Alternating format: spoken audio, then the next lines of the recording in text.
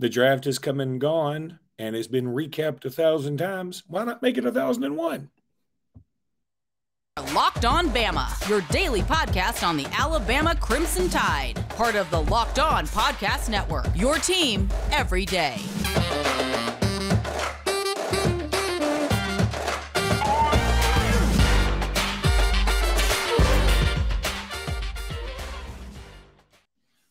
Hey, everybody, and welcome back into Locked On Bama. Luke Robinson, that's me. Jimmy Stein, that's him. Jimmy, both of us look like we are in an interrogation room, and we're both guilty.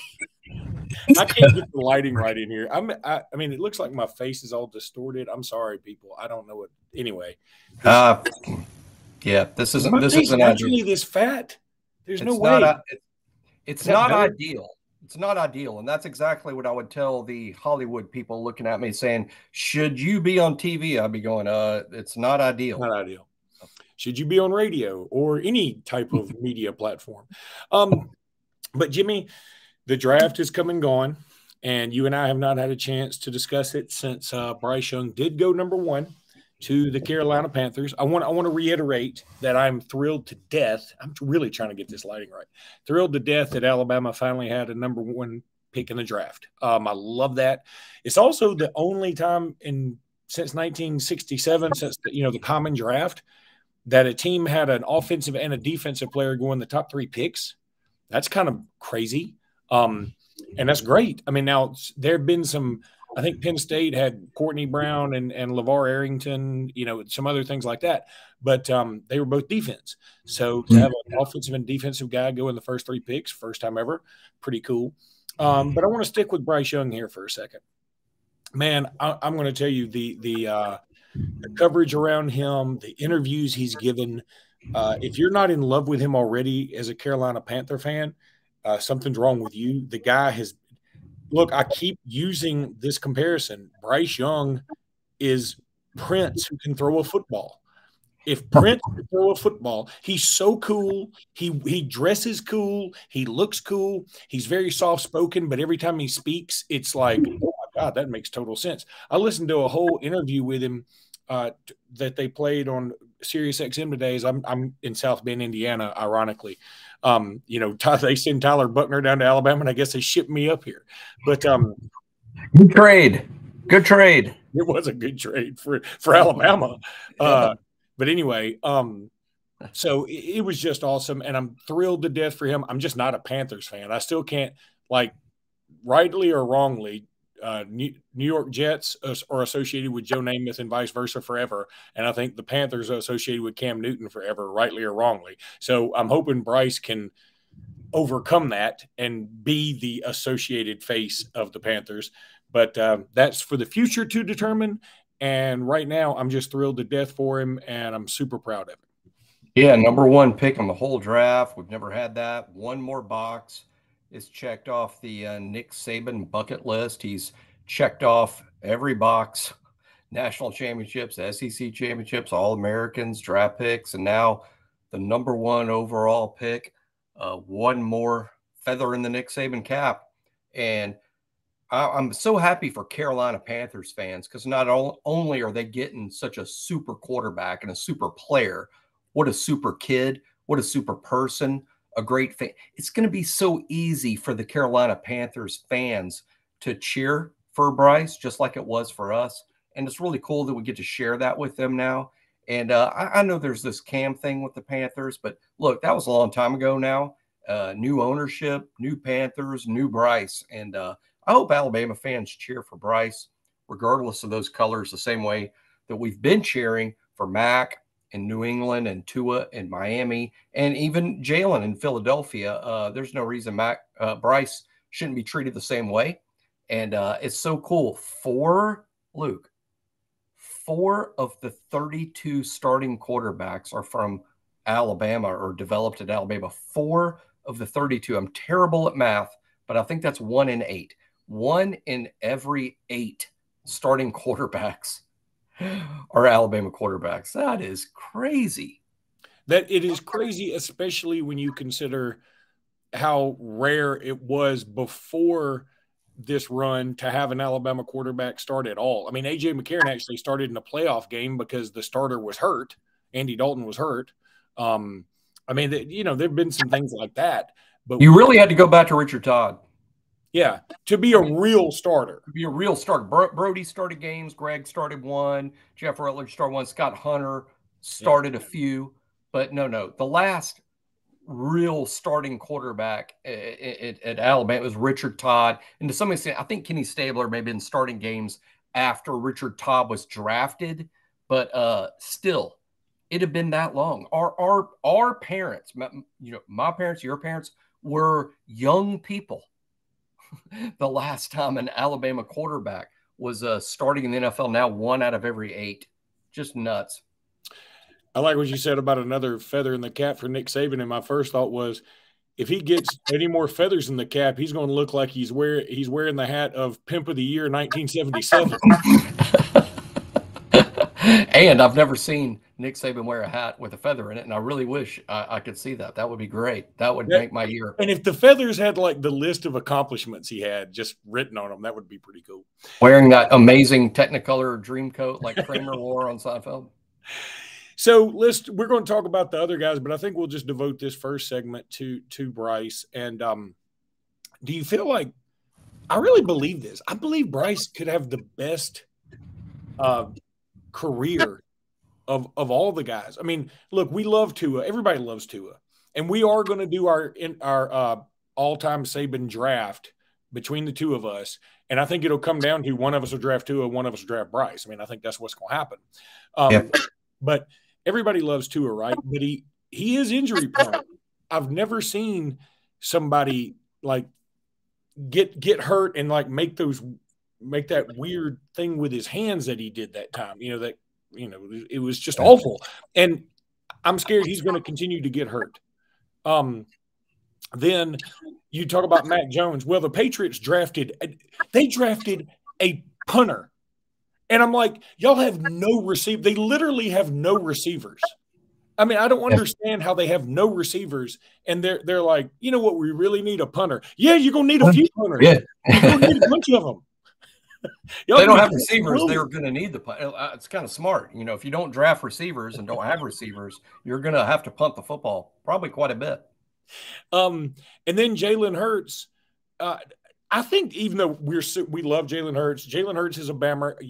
Take the OU stuff and, forget about it. He's a Bama forever. And I love Jalen Hurts. I want him to do well.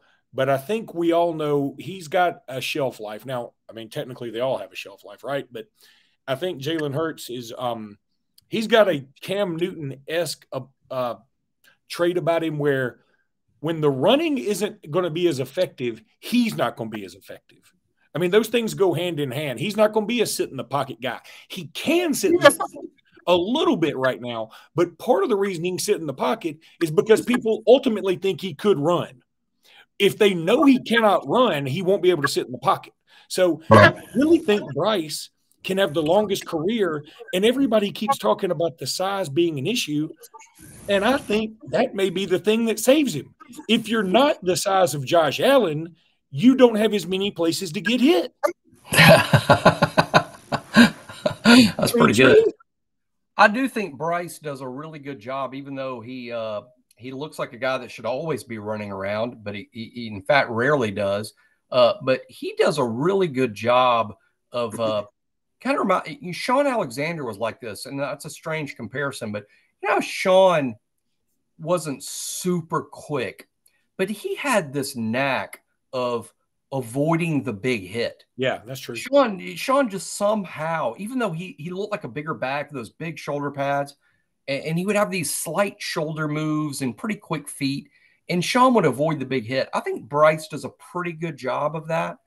But hey, look, it's the NFL. Bryce, you're going to get lit up. Now, one thing that may save him, it's 2023.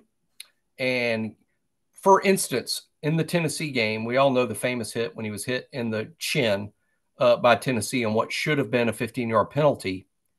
In the NFL, that's not just a penalty. The defensive player that hit him in that manner would be ejected from the league, probably arrested, charged, and executed by the state. In the NFL, you're not allowed to get hit by that. For some reason in college, they allow kids to get hit like that. Well, but we in the reviewed NFL, they it. do not. They reviewed it and allowed him to get hit by. Don't get me even started on it. I'll never forget that. That was, by the way, I turned 50. If people remember that, that was like a big birthday thing. I had a bunch of people over watching that, and everybody was freaking out. I said, "Yo, don't worry about it. They're going to review it and fix it." And they reviewed it and didn't fix it, and then we all just freaked out together. Anywho, let me go to FanDuel. I need to tell everybody about FanDuel. This episode is brought to you by FanDuel. Love me some FanDuel. You love FanDuel. I love FanDuel. Jimmy loves FanDuel. Jimmy's wife, Kelly, loves FanDuel. Visit FanDuel.com/lockedon and get a no-sweat first bet up to $1,000. That's FanDuel.com/lockedon. FanDuel is the official sports betting partner of the NBA. They got everything you want. You can go just bet on over-unders on basketball. You can bet on over-unders on baseball. You can bet on over-unders on strikeouts and all kind of stuff like that. They've got everything. Go to FanDuel.com/lockedon. You'll love it. You won't regret it. It's awesome. Go check it out. Now, another thing we're going to do all week long, we're going to keep talking about the draft a little bit. We're going to start talking a little bit more about recruiting. Here's something interesting, Jimmy, that we're not going to get into today. Technically, today was the last day for the opening of the transfer portal to get in the transfer portal. But because you may have submitted your paperwork and they may not have put your name in, there will still be names trickling in the transfer portal because the administrative offices were closed over the weekend, obviously Saturday, Sunday. So we will be hearing about names that got in the transfer portal Monday and Tuesday. Will any of those guys be Alabama? If they are, we certainly will talk about it. But I know some Auburn guys got in there, and we're going to talk about those later on too, just overall SEC stuff. But the transfer portal is still very alive and well and very, very interesting. All right, so now let's talk some more draft, Jimmy. The number 3 pick was Will Anderson. The Houston Texans trade up to get Will Anderson. They took C.J. Stroud. I mean, it would have been cool to because they were going to do it anyway, right? If they had picked Will Anderson and they had already gotten that pick, traded that pick. When they picked C.J. Stroud, I don't think they'd made the trade. But if they had, let's say they could have made the trade and gone ahead and got that number 3 pick too, gotten Will Anderson and then C.J., just flip-flop the picks, that would be cool that Alabama had the 1 and 2 picks in the draft. But somebody pointed out something to me that made a lot of sense. For C.J.'s ego, it may be good to pick him second and just make the claim, hey, we thought you were the best quarterback in the draft. We don't care. We were going to take you if we hadn't screwed up and beaten Indianapolis. We were going to take you. And this would be good for his psyche. Whereas Will Anderson, they're like, yeah, we would take you whenever we could get you, but we have to make our quarterback feel good about himself. You feel good about yourself all the time because you're the best there is. Yeah, I mean, I don't disagree with that whatsoever. I mean, I sort of agree with that thinking. I think there might have been also something to the order in terms of if they had taken Will second and CJ was still out there, it might have been harder for them to trade that pick. But yeah. I don't understand any of that. I just know that Will and CJ both are headed to Houston. What I think is a great story about Will and CJ is that CJ is such a good friend of Bryce's. And I don't know how well Will and CJ knew each other prior to last week. I'm sure they were at least acquaintances, but it's got to be pretty cool for Will to be headed to Houston with CJ, who's one of Bryce's really good buddies. And that probably gives Will some extra comfort, and going there and even CJ the same way, like, hey, this is Bryce's guy. And so I think it's really cool. It was Bryce and Will, and now it's CJ and Will. And that's really neat. But boy, what a great situation. And now the Houston Texans have Alabama linebacker DeMeco Ryans head coach and Alabama linebacker Will Anderson, coach and Alabama linebacker Christian Harris, and now coaching Alabama linebacker Henry To'oTo'o. 4 Alabama linebackers in the Texans roster there, if you include the head coach. That's pretty neat. And boy, for all, Henry, for whatever reason, took a lot of grief on our board from some Alabama fans from time to time. And I'm like, hey, I think DeMeco knows that linebacker position pretty well, and he likes To'oTo'o. So I think Henry's pretty good. Yeah, and, really we can talk about that later too. But about Henry To'oTo'o going to the Texans. Of course, John Mechie's there too. Man, and then we all love Will Anderson. I mean, Will Anderson, we knew he's going to be a star. I mean, Will Anderson seems to be about as, I don't want to jinx him, but seems to be as close to a can't miss prospect in this draft as there is. Are you tuning in AM stations in the background? What are you doing? It's kind of hard to explain, but yeah, I'm in a technological black hole, despite being surrounded by a pretty cool Bama memorabilia. This is I shouldn't be saying this live. This is literally my childhood bedroom, this is my childhood bedroom. After I moved out long time ago, parents turned this into the Alabama room. Jimmy. Yes. Last December wasn't that long ago. I moved out last Tuesday. Hey, but anyway, speaking of, I know what you mean, technological black hole, because you're saying, or that's code for your parents' house, because my parents are the same way. Because I think I've said this on the podcast before, but the first time my parents ever got wireless, I went down there and I said, Mom, I'm going to get my phone on your Wi-Fi. What's your password? She goes, all right, let me look it up. And she looked it up. She goes, it's 1. And I was thinking, okay, 1. And then whatever's next. She goes, it's 1 27 times. I said, what? She goes, yeah, my password is 1 27 times. Not 26. That'd be too few. That's too easy to crack. Not 28, because you'd forget that. It's 1 27 times. Yeah, and so you have to carefully count that all out. That's it. 1 1 1 1 1 1 1 1 1 1 1 1. So anyway, now let's talk Jahmyr Gibbs. Similar but different issue. But here we are, so many years later. Speaking of number 1, Jahmyr Gibbs should be RB1 in Detroit, not just because he was drafted at number 12, which was a surprise to literally everybody, including Detroit. Probably Gibbs. Yeah, Gibbs. Like, I wouldn't even.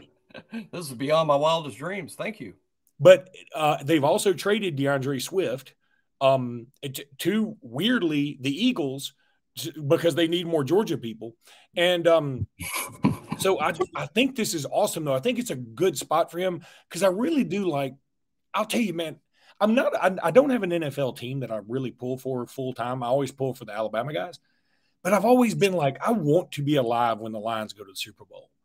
I do. I feel like that could be one of the top 3 signs of the apocalypse, but I would love to see it. And if Jahmyr Gibbs can be a part of that, Jameson Williams, I know he's missing 6 games because of gambling. And then, who else they drafted? I just blanked. They drafted another Alabama guy. Brian Branch. I just blanked on it. And I want to talk about Brian Branch on the next segment. But Jahmyr Gibbs, awesome spot for him. And now, boy, they've got some explosion. When Williams comes back from this suspension, which is stupid, by the way, when he comes back from this suspension, and then you have Gibbs, I could really make the argument you've got the 2 fastest guys at their positions in the league. That's awesome. And I'm a Detroit fan. I'm sure like a lot of fans, I watched the HBO training camp show, and Hard Knocks. Hard Knocks. It featured the Detroit Lions last season, and I really enjoyed those Detroit guys. I enjoyed the head coach Dan Campbell, the GM, the atmosphere, their assistant coaches, a lot of the team, and I wasn't. Detroit had a lot of success last season compared to most seasons and they nearly made the playoffs. And if you watched Hard Knocks, you could sort of see it coming for real. I mean, that was an ascending franchise, both in talent and how they're coached. And I was sort of pulling for Detroit all last season, even though they didn't really have a lot of Alabama guys because Jameson was hurt all year. Now that Jahmyr Gibbs and Brian Branch are headed there, and Jameson will be coming off the suspension, I'm really excited about Detroit. And I'm definitely pulling for those guys. I just sort of like the whole organization, and it's a different feel than it used to be. And, they're the famous Thanksgiving, the 11 a.m. Thanksgiving game every year. And how about that's going to have playoff implications from here on out, I believe. Yeah, I mean, their division is Green Bay and Chicago and Detroit and Minnesota. I mean, none of those other teams. I mean, Green Bay was the dominant force. They just lost Aaron Rodgers. And then Chicago is still, I mean, they've had a nice. They should win the division. They should win the divisions. I think the Lions should win the division. It might only take 9 or 10 wins to do it. Yeah. Let's take a break, Jimmy. And when we come back, we're going to talk about some of the other guys that got selected. And we're back. I'm looking here. I'm in South Bend. I'm looking out the window. I'm downtown South Bend. Okay. But I'm not even. I'm just staying here for the night. I'm leaving after this. So. All right, you're not in Tyler Buckner's vacated room.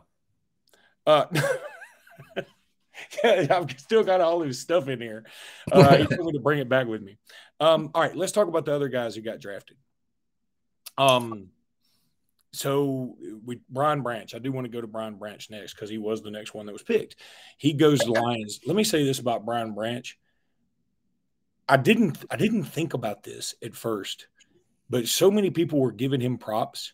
He's the only one that was in the green room that stayed for the next day when like Will Levis didn't get picked and he just left. I mean, I don't blame him for leaving. I'm not saying Will Levis is a bad person for leaving, but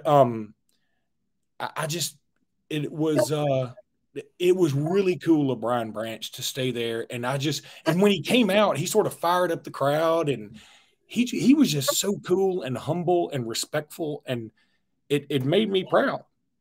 Yeah. I think it was great that he did. I thought it took a lot of guts because I think we have wrongly, in terms of the draft, we wrongly pity the guys that fall. And it's because we don't understand the draft. He didn't fall. He was just always going to be a second-round pick. He didn't fall. Todd McShay and Mel Kiper, and I love those guys, by the way. DJ, they don't set stock. They don't set stock.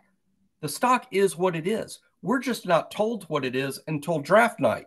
That's when we find out where their stock really was the entire time. Everything prior to that is just a guess. So we end up pitying these people because in our minds, they're falling. They never fell. This was where they were always. Had they had the draft 2 months earlier, they would go in this probable exact position. This is where this is where the stock is. So Brian Branch was always going to be drafted where he was drafted. And by the way, where he was drafted is great. He's an early second-round pick. He's one of the top 40, 45 prospects in the entire country. That's a big deal. So, and the first safety taken. So really happy for him. Again, he goes to the Ascending Lions, gets to play with other Alabama guys. And I'm going to be rooting for Detroit, and not just on Thanksgiving. All the holidays, I'll be rooting for Detroit. Yeah, Halloween, Arbor Day. And then the Raiders take Byron Young, and I swear, at first I thought it would be so Raiders that they meant to draft the one from Tennessee. The other Byron Young. Yeah, and they just screwed it up. He went just like a few picks later. He did. And literally every analyst had the other Byron Young going before our Byron Young. I'm happy for our Byron Young. I like our Byron Young. But I just thought it was weird. And I do hate that he's going to the Raiders because it feels like every time a Bama goes to the Raiders, nothing good happens. Universally, the most underrated player on the team. I think that's another one. Our own fans underrate. I think everybody other than Nick Saban and the NFL underrate Byron Young because in our minds, if you're not Quentin Williams, you're not Marcel Darius, and you're not great. Byron was really good. Particularly the year before his junior year, his numbers were outstanding. This past year, his numbers were down, and people might have been like, what's wrong? Here's what's wrong. We're playing 2 defensive linemen and not 3, and sometimes 4. And so it affected his snaps. It affected how much he played. When he played, I thought he was really good. He's a good player. And again, we need to understand that there's a difference. There's a gulf between being great and being bad. And I think too much of the time when a player we have isn't great, we just lump him in with the bad. That's ridiculous. He's a good player, and he was drafted in the 3rd round, and he'll be a good NFL player. Will he be all pro? Will he be in the Hall of Fame? Will he be a first-team player that gets 12 sacks a year? No. But he'll be good. He'll be in the NFL for a good long while. Probably the biggest discussion of the end of the draft was the fact that Eli Ricks didn't get drafted. He was in, I want to say, was it Todd McShay's mock draft to be like the number 10 pick? Now, this was a year ago. Oh, a year ago. Yeah. And he doesn't get drafted. And then TJ Houshmandzadeh, who I didn't know was doing anything anymore. I mean, I remember him well as a wide receiver. He was great. Is he an analyst somewhere? I have no idea. All right. Well, I don't know what you're talking about. TJ Houshmandzadeh, who played at Oregon State with Ocho Cinco, and he played in Cincinnati with Ocho Cinco. That's weird, right? Yep. Anyway, he tweeted out that there's nobody who can convince me that Nick Saban didn't talk badly about Eli Ricks, and that's why he didn't get drafted. And I was thinking, no, I don't know that Nick Saban would do that, but that would be so anti-Nick Saban because he knows it would hurt recruiting. I think it was more Eli Ricks probably just didn't play enough. He'd been injured, and he wasn't great last year. He was fine. He was good. But, I mean, he wasn't great. And I think that had he come back, I think he would have had a much better shot to be drafted at least on the second day. Right? Yeah. Oh, he made and I said it at the time. I said it on this show. I said it the day it happened. He made a huge mistake. He never should have come out. It was a huge mistake to come out. And now he may make a team. I thought, by the way, he got drafted or signed by the Eagles. I said when Josh Jobe came out that he was making a big mistake. And he went undrafted and signed by the Eagles and made the team. So I'm sure somebody out there was like, boy, Stein, you're wrong again. That's terrible. You shouldn't say that. He made a team. No, I was right. He should have stayed in school. The fact that he made the team, to me, is all the more reason he should have stayed in school, because it's proof that had he stayed in school, he might have been drafted super high, and instead of making what amounts to minimum wage, he would be making a whole ton of money like Branch is going to be making in Detroit. Rick's made a huge mistake coming out. Now, I'll be super controversial in our last minute or two because this is big-time controversy, I think, in terms of things I say here. I think Rick's made a huge mistake leaving. But I think had he returned to school, it would have been better off he was somewhere else. I don't want him. I don't know that he should have been back at Alabama, but he should have been back in school, even going back to LSU. It didn't work at Alabama. It didn't work. It didn't work. And Alabama is fine with Kool-Aid McKinstry and Terrion Arnold and Earl Little backing them up, and even Des Ricks and Jaleel Hurley on the way. I both think Eli made a terrible mistake, and I'm not upset that he's not at Alabama. I think that's very fair. Honestly, I really do. And I think it's funny, like if you could go back and do it over, if Keyshawn Butte had come to Alabama and Ricks had stayed at LSU, I think both of them get drafted much higher. That is a good point. No one's ever said that to me until right now, and I'm blown up. That is a good point that I agree with 1,000,000%. Eli never should have left LSU, and Butte, I'm not saying it had anything to do with the Alabama rumors, but everything involving the past year of his career has gone sideways. If he had been there to catch passes from Bryce Young, boy, I think Alabama benefits greatly, and I think he does too. So I'm not saying Daniels is not a good quarterback, because he is, but he's not Bryce Young. So he didn't even leave LSU their best receiver. Malik Neighbors was. That's true. That's true. All right. That's going to do it for today's podcast, Jimmy. We will be back tomorrow. Until then, thank you guys for subscribing. We appreciate you so much. Sorry, South Bend. We will talk to you later on. Until then, roll tide. Roll Tide.